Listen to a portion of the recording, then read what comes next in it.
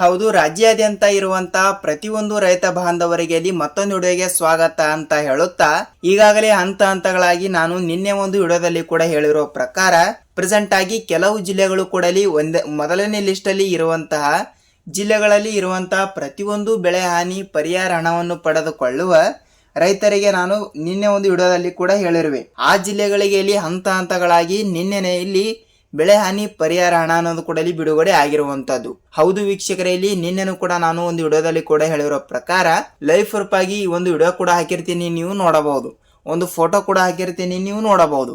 ಈಗಾಗಲೇ ಬೆಳೆ ಹಾನಿ ಪರಿಹಾರ ಹಣ ಏನಿದೆಯಲ್ಲ, ಹಂತ ಹಂತಗಳಾಗಿ ಜಿಲ್ಲೆಗಳಲ್ಲಿ ಇರುವಂತಹ ಪ್ರತಿಯೊಂದು ರೈತರಿಗೂ ಕೂಡ, ಅಂದರೆ ಈಗಾಗಲೇ ಬೆಳೆ ಹಾನಿ ಪರಿಹಾರ ಹಣವನ್ನು ಪಡೆದುಕೊಂಡವರಿಗೆ ಅಲ್ಲ, ಪೆಂಡಿಂಗ್ ಇರುವಂತಹ ಹಣವನ್ನಾಗಲಿ ಮತ್ತು ಇನ್ನೂ ತನಕ ಬೆಳೆ ಹಾನಿ ಪರಿಹಾರ ಹಣವನ್ನು ಕೂಡ ಪಡೆದುಕೊಳ್ಳುವವರಿಗೂ ಸಹಿತ ಈಗಾಗಲೇ ಪ್ರೆಸೆಂಟ್ ಆಗಿ ನಿನ್ನೆಯಿಂದ ಕೂಡ ಹಂತ ಹಂತಗಳಾಗಿ ಹಣ ಅನ್ನೋದು ಕೂಡ ಬಿಡುಗಡೆ ಆಗಿರುವಂತದ್ದು. ಇದು 15 ದಿನ ಹಿಂದೆನೆ ಹಣ ಅನ್ನೋದು ಕೂಡ ಒಮ್ಮೆಲೆ ಎಲ್ಲರ ಖಾತೆಗಳಿಗೂ ಕೂಡ ಬಿಡುಗಡೆ ಆಗ್ತಾ ಬರಲಿಲ್ಲ. ಹಂತ ಹಂತಗಳಾಗಿ ಒಂದಿಷ್ಟು ಜಿಲ್ಲೆಗಳಿಗೆ ಇರುವಂತಹ ಪ್ರತಿಯೊಂದು ರೈತರಿಗೆ ನೇರವಾಗಿ ಹಣ ಅನ್ನೋದು ಕೂಡ ಬಿಡುಗಡೆ ಆಗಿರುವಂತದ್ದು.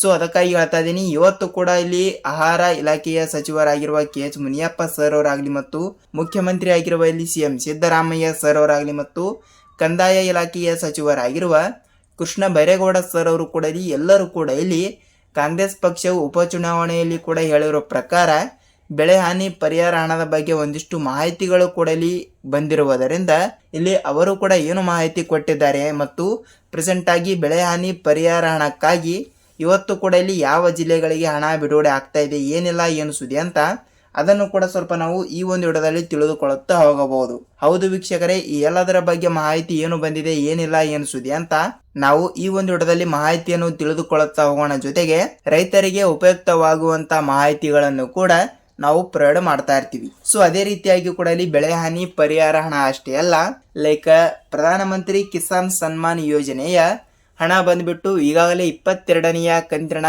ಈಗಾಗಲೇ ರಾಜ್ಯಾದ್ಯಂತ ಇರುವಂತಹ ಪ್ರತಿಯೊಂದು ರೈತರಿಗೂ ಕೂಡ ಬಿಡುಗಡೆ ಆಗಿರುವುದರಿಂದ ಸೊ 23ನೆಯ ಕಂತಿನ 2,000 ರೂಪಾಯಿ ಹಣದ ಬದಲಿಗೆ ಕೆಲವರಿಗೆ 4,000 ರೂಪಾಯಿ ಹಣವನ್ನು ಹಂತ ಹಂತಗಳಾಗಿ ಬಿಡುಗಡೆ ಆಗಿರುವಂತದ್ದು.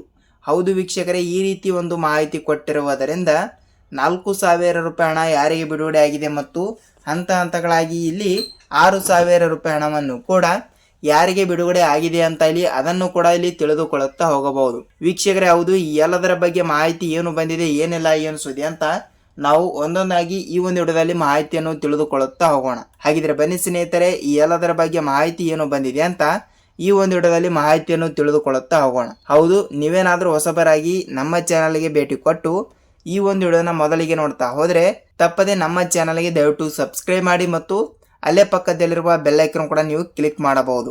ಯಾಕೆಂದ್ರೆ ನಾವು ಪ್ರತಿಯೊಂದು ವಿಡಿಯೋಗಳನ್ನು ಕೂಡ ಮಾಡ್ತಾ ಇರ್ತೀವಿ. ಅಂದರೆ ರೈತರಿಗೆ ಉಪಯುಕ್ತವಾಗುವಂತ ಮಾಹಿತಿಗಳಾಗಲಿ ಮತ್ತು ದಿನನಿತ್ಯ ಬಿಡುಗಡೆ ಆಗುವ ಅಪ್ಡೇಟ್ಗಳಾಗಲಿ ಕೂಡ ನಿಮಗೆ ತಪ್ಪದೆ ತಿಳಿದಿರಬೇಕಲ್ಲ, ಅದಕ್ಕೆ. ಸೊ ಅದಕ್ಕಾಗಿ ಹೇಳ್ತಾ ಇದ್ದೀನಿ, ನೀವು ಕೂಡ ಬೆಳೆ ಹಾನಿ ಪರಿಹಾರ ಹಣ ಇನ್ನೂ ತನಕ ಪೆಂಡಿಂಗ್ ಇದ್ದರೆ ನಿಮ್ಮ ಖಾತೆಗಳಿಗೆ ಇಲ್ಲಿ ಪ್ರೆಸೆಂಟ್ ಆಗಿ ಇವತ್ತು ಕೂಡ ಒಂದಿಷ್ಟು ಜಿಲ್ಲೆಗಳಿಗೂ ಕೂಡ ನೇರವಾಗಿ ಬೆಳೆ ಹಾನಿ ಪರಿಹಾರ ಹಣವನ್ನು ಬಿಡುಗಡೆ ಮಾಡುತ್ತೇವೆ ಎಂಬ ಒಂದು ಮಾಹಿತಿ ಕೊಟ್ಟಿರುವಂತದ್ದು. ಹಾಗಿದ್ರೆ ಬನ್ನಿ ಯಾವ ಯಾವ ಜಿಲ್ಲೆಗಳಿಗೆ ಇಲ್ಲಿ ಹಣ ಅನ್ನೋದು ಕೂಡ ಇಲ್ಲಿ ಬಿಡುಗಡೆ ಆಗ್ತಾ ಇದೆ ಅಂತ ಇಲ್ಲಿ ತಿಳಿದುಕೊಳ್ಳುತ್ತಾ ಹೋಗೋಣ. ಹೌದು, ಜಿಲ್ಲೆಗಳು ಕೂಡ ಇಲ್ಲಿ ಈ ರೀತಿ ಕೊಟ್ಟಿರುವ ಪ್ರಕಾರ ನೋಡಿ ವೀಕ್ಷಕರೇ, ಇಲ್ಲಿ ಜಿಲ್ಲೆಗಳನ್ನು ಕೂಡ ನೋಡ್ತಾ ಹೋದ್ರೆ ಇಲ್ಲಿ ಅಂದಾಜಾಗಿ 15ರಿಂದ 17 ಜಿಲ್ಲೆಗಳು ಕೂಡ ಮಾತ್ರ ಕೊಟ್ಟಿರುವಂತದ್ದು. ಮೊದಲಿಗೆ ಇಲ್ಲಿ ಜಿಲ್ಲೆಗಳ ಬಗ್ಗೆ ತಿಳಿದುಕೊಂಡು ನೆಕ್ಸ್ಟ್ ಏನೇನು ಸ್ಟೆಪ್ ಇದೆ ಅಂತ ಹೇಳಿ ಅದನ್ನು ಕೂಡ ತಿಳಿದುಕೊಳ್ಳುತ್ತಾ ಹೋಗಬಹುದು. ಹೌದು, ಜಿಲ್ಲೆಗಳು ಕೂಡ ಇಲ್ಲಿ ಈ ರೀತಿ ಕೊಟ್ಟಿರೋ ಪ್ರಕಾರ ಈ ಕಡೆ ಉತ್ತರ ಕರ್ನಾಟಕದ ಕಡೆ ಇರುವಂತಹ ಜಿಲ್ಲೆಗಳು ನೋಡ್ತಾ ಹೋದ್ರೆ ರಾಯಚೂರು ಜಿಲ್ಲೆ, ಬೆಳಗಾವಿ ಜಿಲ್ಲೆ, ಧಾರವಾಡ ಜಿಲ್ಲೆ, ಬಾಗಲಕೋಟೆ ಜಿಲ್ಲೆ, ಬೀದರ್ ಜಿಲ್ಲೆ, ವಿಜಯಪುರ ಜಿಲ್ಲೆ, ಗುಲ್ಬರ್ಗ ಜಿಲ್ಲೆ, ಬೆಳಗಾವಿ ಜಿಲ್ಲೆ, ಯಾದಗಿರಿ ಜಿಲ್ಲೆ ಮತ್ತು ಮೈಸೂರು ಜಿಲ್ಲೆ, ಮಂಡ್ಯ ಜಿಲ್ಲೆ, ಕೋಲಾರ ಜಿಲ್ಲೆ, ಶಿವಮೊಗ್ಗ ಜಿಲ್ಲೆ, ರಾಮನಗರ ಜಿಲ್ಲೆ, ಬೆಂಗಳೂರು ಗ್ರಾಮಾಂತರ ಜಿಲ್ಲೆ, ಉಡುಪಿ ಜಿಲ್ಲೆ, ಕೋಲಾರ ಜಿಲ್ಲೆ ಮತ್ತು ಮಂಡ್ಯ ಜಿಲ್ಲೆ ಮತ್ತು ಅದೇ ರೀತಿಯಾಗಿ ಕೂಡ ಬೆಂಗಳೂರು ಗ್ರಾಮಾಂತರ ಜಿಲ್ಲೆ.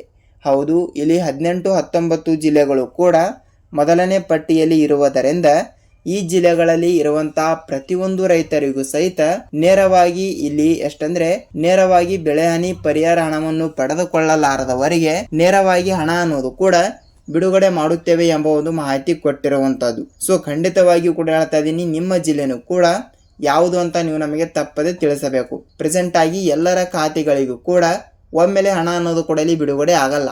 ಸೊ ಇವತ್ತು ಕೂಡ ಒಂದಿಷ್ಟು ಜಿಲ್ಲೆ ಮತ್ತು ಪ್ರೆಸೆಂಟ್ ಆಗಿ ನಾಳೆನೂ ಕೂಡ ಇಲ್ಲಿ ಒಂದಿಷ್ಟು ಜಿಲ್ಲೆಗಳು ಅಂತ ಸೊ ಜಿಲ್ಲೆಗಳು ಸಹಿತ ಇಲ್ಲಿ ವಿಂಗಡಣೆ ಮಾಡಲಾಗಿರುತ್ತದೆ. ಸೊ ಅದಕ್ಕಾಗಿ ಹೇಳ್ತಾ ಇದ್ದೀನಿ, ಪ್ರತಿಯೊಂದು ರೈತರ ಖಾತೆಗಳಿಗೆ ಇಲ್ಲಿ ಒಮ್ಮೆಲೆ ಹಣ ಅನ್ನೋದು ಕೂಡ ಇಲ್ಲಿ ಬಿಡುಗಡೆ ಆಗಲ್ಲ. ಖಂಡಿತವಾಗಿಯೂ ಕೂಡ ನಿಮ್ಮ ಜಿಲ್ಲೆನೂ ಕೂಡ ಯಾವುದು ಅಂತ ನೀವು ನಮಗೆ ತಪ್ಪದೆ ತಿಳಿಸುವುದರ ಜೊತೆಗೆ, ಹಾಗಿದ್ರೆ ವೀಕ್ಷಕರೇ, ನೀವು ಕೂಡ ಇನ್ನೂ ತನಕ ಬೆಳೆ ಹಾನಿ ಪರಿಹಾರ ಹಣನೇ ಪಡೆದುಕೊಂಡಿಲ್ಲ ಅಂದ್ರೆ ನೀವು ತಪ್ಪದೆ ಈ ಒಂದು ಚಿಕ್ಕ ಕೆಲಸ ಕಡ್ಡಾಯವಾಗಿ ಪ್ರತಿಯೊಬ್ಬರು ಕೂಡ ಇಲ್ಲಿ ಮಾಡಲೇಬೇಕು. ಹೌದು, ಯಾವ ಚಿಕ್ಕ ಕೆಲಸ ಅಂತ ನೋಡ್ತಾ ಹೋದ್ರೆ, ಹೌದು ಯಾವ ಚಿಕ್ಕ ಕೆಲಸ ಅಂದ್ರೆ ಖಂಡಿತವಾಗಿಯೂ ಕೂಡ ನೀವು FID ಕೂಡ ಮಾಡಿಸಿದ್ದೀರಾ ಇಲ್ವಾ ಅಂತ ಒಂದು ಸಲ ಪರಿಶೀಲಿಸಿ. ಮತ್ತು ಅದೇ ರೀತಿಯಾಗಿ ಕೂಡ ಇಲ್ಲಿ ಮಾಹಿತಿ ಅಂದರೆ ರಾಜ್ಯ ಸರ್ಕಾರದಿಂದ ಅಂಕಿ ಅಂಶಗಳ ಪ್ರಕಾರ, ರಾಜ್ಯ ಸರ್ಕಾರದಿಂದ ಇಲ್ಲಿ ಬಂದ ಮಾಹಿತಿಯ ಪ್ರಕಾರ ಇನ್ನೂ ತನಕ ನಿಮ್ಮ ಖಾತೆಗೆ ಇಲ್ಲಿ ಆಧಾರ್ ಕಾರ್ಡ್ ಜೋಡಣೆ ಆಗಿಲ್ಲ ಎಂಬ ಒಂದು ಮಾಹಿತಿನೇ ಬಂದಿರುವಂತದ್ದು. ಅದಕ್ಕಾಗಿನೇ ಇಲ್ಲಿ ಉಳಿದ ರೈತರಿಗೆ ಇಲ್ಲಿ ಬೆಳೆ ಹಾನಿ ಪರಿಹಾರ ಹಣವನ್ನು ಕೂಡ ಇನ್ನೂ ತನಕ ಅವರ ಖಾತೆಗಳಿಗೆ ಇಲ್ಲಿ ಬಿಡುಗಡೆನೇ ಆಗಿಲ್ಲ. ಹೌದು ವೀಕ್ಷಕರೇ, ಈ ಒಂದು ಚಿಕ್ಕ ಕೆಲಸವನ್ನು ಪ್ರತಿಯೊಂದು ರೈತರು ಕೂಡ ಇಲ್ಲಿ ತಪ್ಪದೆ ಮಾಡಲೇಬೇಕು. ಇಲ್ಲಿ ಆ ರೈತರು ಈ ರೈತರು ಅಂತ ಏನೇ ಇಲ್ಲ, ನಮ್ಮ ಎಲ್ಲ ಡಾಕ್ಯುಮೆಂಟ್ಗಳು ಕೂಡ ಇಲ್ಲಿ ಸರಿ ಇದ್ದಾವೆ ಸರ್, ಆದರೂ ಕೂಡ ಇಲ್ಲಿ ನಮಗೆ ಏಕೆ ಹಣ ಬಿಡುಗಡೆ ಆಗಿಲ್ಲ ಅಂದರೆ ನಡೆಯಲ್ಲ ವೀಕ್ಷಕರೇ. ಖಂಡಿತವಾಗಿಯೂ ಕೂಡ ಹೇಳ್ತಾ ಇದ್ದೀನಿ, ತಪ್ಪದೆ, ಹೌದು ವೀಕ್ಷಕರೇ, ತಪ್ಪದೆ FID ಕೂಡ ಮಾಡಿಸಿದವರ ಖಾತೆಗಳಿಗೆ ಇನ್ನೂ ತನಕ ಹಣ ಬಿಡುಗಡೆ ಆಗಿಲ್ಲ ಅಂದ್ರೂ ಕೂಡ ನೀವು ತಪ್ಪದೆ ಈ ಒಂದು ಚಿಕ್ಕ ಕೆಲಸ ಕಡ್ಡಾಯವಾಗಿ ತಪ್ಪದೆ ಮಾಡಲೇಬೇಕು. ಹೌದು, ಯಾವ ಚಿಕ್ಕ ಕೆಲಸ ಅಂದ್ರೆ ನೋಡಿ, ನೀವು ನಿಮ್ಮ ತಾಲೂಕಿನಲ್ಲಿ ಇರುವಂತಹ ರೈತ ಸಂಪರ್ಕ ಕೇಂದ್ರ ಮತ್ತು ಕೃಷಿ ಇಲಾಖೆ ಅಂತ ಇಲ್ಲಿ ಇದ್ದೇ ಇರುತ್ತದೆ. ಸೊ ಅಲ್ಲಿ ನೀವು ಒಂದು ಸಲ ಭೇಟಿ ಕೊಟ್ಟು ತಪ್ಪದೆ ಖಂಡಿತವಾಗಿಯೂ ಕೂಡ ನಿಮ್ಮ ಆಧಾರ್ ಕಾರ್ಡ್ ಜೆರಾಕ್ಸ್ ಮತ್ತು ನಿಮ್ಮ ಬ್ಯಾಂಕ್ ಪಾಸ್ಬುಕ್ ಜೆರಾಕ್ಸ್ ಮತ್ತು ಅದೇ ರೀತಿಯಾಗಿ ಕೂಡ ನಿಮ್ಮ ಜಮೀನಿನ ಇಲ್ಲಿ ಪಹಣಿ ಉತಾರಿಯನ್ನು ತೆಗೆದುಕೊಂಡು ತಪ್ಪದೆ ನೀವು FID ಕೂಡ ತಪ್ಪದೆ ಮಾಡಿಸಬೇಕು.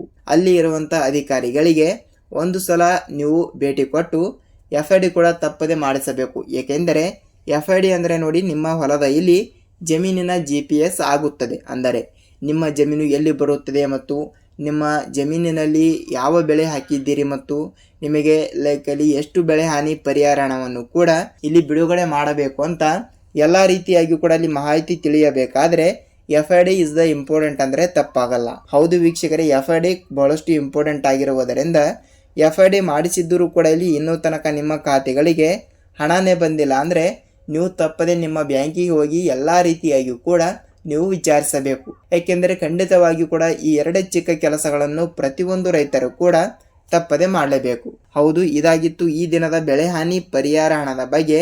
ಈ ರೀತಿ ಬಂದ ಮಾಹಿತಿಯ ಪ್ರಕಾರ ಎಲ್ಲ ರೈತರಿಗೂ ಕೂಡ ಈ ಒಂದು ವಿಡಿಯೋದ ಬಗ್ಗೆ ನಿಮಗೆ ಸ್ವಲ್ಪನಾದರೂ ಇಲ್ಲಿ ಮಾಹಿತಿ ಸಿಕ್ಕಿದೆ ಅಂತ ಅಂದುಕೊಳ್ಳುತ್ತೀನಿ. ಮತ್ತು ಪ್ರೆಸೆಂಟ್ ಆಗಿ ನಾನು ಹೇಳಿರುವ ಅಷ್ಟೂ ಜಿಲ್ಲೆಗಳಲ್ಲಿ ನಿಮ್ಮ ಜಿಲ್ಲೆನೂ ಕೂಡ ಒಂದು ಆಗಿದ್ದರೆ ಇಲ್ಲಿ ನಿಮ್ಮ ಜಿಲ್ಲೆನೂ ಕೂಡ ಯಾವುದು ಅಂತ ನೀವು ನಮಗೆ ತಪ್ಪದೆ ತಿಳಿಸಬೇಕು. ಹೌದು, ಇದಾಗಿತ್ತು ಈ ದಿನದ ಮಾಹಿತಿ. ಮತ್ತು ಈ ಒಂದು ವಿಡಿಯೋನ ನೀವು ಎಲ್ಲಿ ಸ್ಕಿಪ್ ಮಾಡದೆ ಪೂರ್ತಿಯಾಗಿ ನೋಡಿದ್ದೀರಿ ಅಂದರೆ ವಿಡಿಯೋನ ಇಷ್ಟವಾದರೆ ಮಾತ್ರ ಒಂದೇ ಒಂದು ಲೈಕ್ ಮಾಡುವುದರ ಜೊತೆಗೆ ನಾವು ಮತ್ತೊಂದು ವಿಡಿಯೋದಲ್ಲಿ ಭೇಟಿಯಾಗೋಣ ಸ್ನೇಹಿತರೆ.